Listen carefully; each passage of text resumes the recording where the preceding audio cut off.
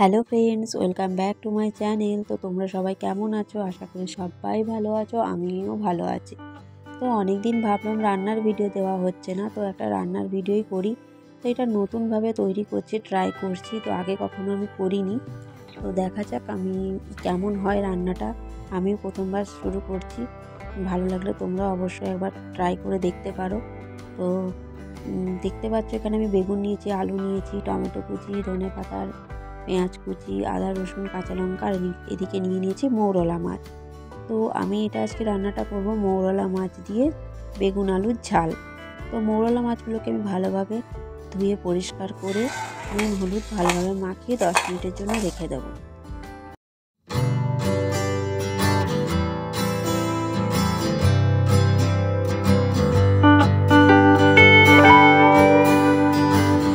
এদিকে মাছগুলো 10 মিনিটের জন্য রেখে দেওয়া হয়েছিল। তারপরেই দেখো কড়াইতে অল্প করে তেল দিয়ে তেলটা ভালোভাবে গরম হতে আমি মাছগুলোকে অল্প অল্প করে একে একে ভেজে নেব।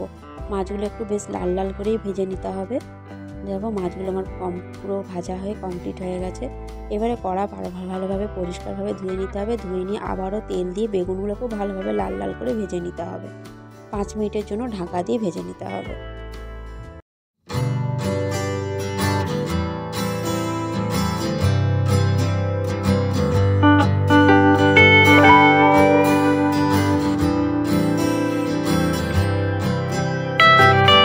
দেখতেই পাচ্ছ কি সুন্দর বেগুনগুলো লাল লাল করে ভেজে নেওয়া হয়েছে। তারপরেই এবারে শুরু হচ্ছে আসল রান্নাটা।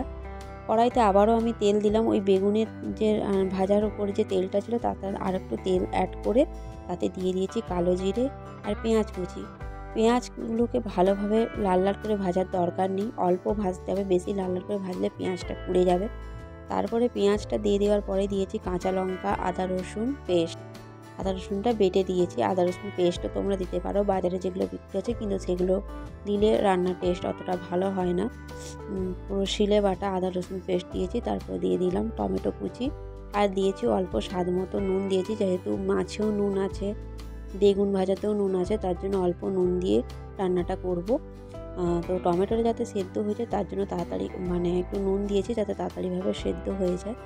তারপরেই দেখো ভালোভাবে মশলাটাকে একটু কষিয়ে নিয়ে আলুগুলো দিয়ে দিতে হবে। আলুগুলো আগে থেকে সেদ্ধ করে রাখলে ভালো হতো, হাতে সেহেতু টাইম ছিল না বলে আলুগুলো সেদ্ধ করা হয়নি। একবারেই আমি নতুন আলুগুলো কাঁচা দিয়ে দিয়েছিলাম। তো দেখো ডুমো ডুমো করে কেটে রাখা আলুটা আমি ভালোভাবে এরকম ঢাকা দিয়ে কষিয়ে নেব। ভালোভাবে আলুগুলো মশলার সাথে ভাজা হয়ে গেলে এবারে আস্তে আস্তে মশলাগুলো আমি অ্যাড করছি। দেখো আমি দিয়ে দিয়েছি হলুদ দিলাম, জিরে গুঁড়ো দিলাম, নুন দিলাম, আবারও একটু লাল লঙ্কার গুঁড়োটা দিলাম। এমনি লঙ্কার গুঁড়োটাও আমি দেবো অল্প করে, যেহেতু আগেই কাঁচা লঙ্কা আছে। আর আমার বাড়িতে বেশি ঝাল সেরকম কেউ পছন্দ করে না, তার জন্য রান্নাতে ঝালটা আমার খুব কমই থাকে। তো দেখো আমি ভালোভাবে সমস্ত কিছু মশলাগুলোকে কষিয়ে নিচ্ছি। এবারে মশলা কষাতে কষাতে যদি কড়াইতে লেগে যায় তাহলে অল্প জল দিয়ে মশলাটা কষিয়ে নিতে হবে। মশলাটা আমার কষানো হয়ে গেছে। এবারে আমি জল অ্যাড করে আলুগুলোকে সেদ্ধ করে নেব 10 মিনিটের জন্য।